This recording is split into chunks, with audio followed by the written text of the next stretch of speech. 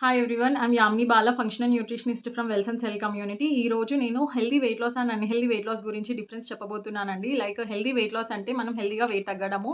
Wait scale మీదనే కాకుండా మన బాడీ కూడా ప్రాపర్‌గా ఇన్ అండ్ ఔట్ నర్చర్ అవ్వడం అనమాట.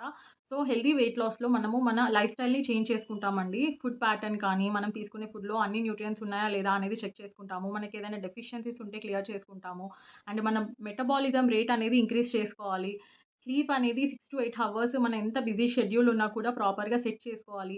అండ్ ఆల్సో వాటర్ ఇంటేక్ అనేది చాలా మేజర్ రోల్ ప్లే చేస్తుందండి. వాటర్ ఇంటేక్ అనేది చాలా ఇంపార్టెంట్ మన వెయిట్ లాస్ జర్నీలో.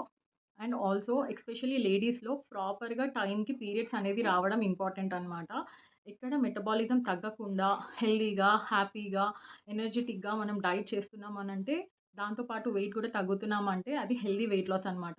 కంపారిటివ్‌లీ అన్‌హెల్తీలో మనకి చాలా డల్‌గా మెటబాలిజం అంతా తగ్గిపోతుంది. మజిల్ క్రాంప్స్ ఉంటాయి. మజిల్ అనేది లాస్ అవుతూ ఉంటాము. అండ్ ఆల్సో చాలా హెయిర్ లాస్ అనేది జరుగుతుంది. స్కిన్ కూడా చాలా పిగ్మెంటెడ్ అయిపోతుంది.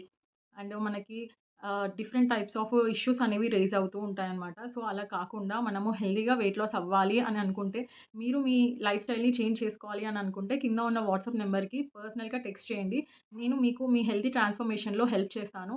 అండ్ ఆల్సో మీరు కస్టమైజ్డ్ డైట్ అనేది మీకోసం కావాలి అనుకుంటే, మీరు కొన్ని health assessments like health blood reports అనేవి నాకు ఇవ్వాల్సి ఉంటుందండి.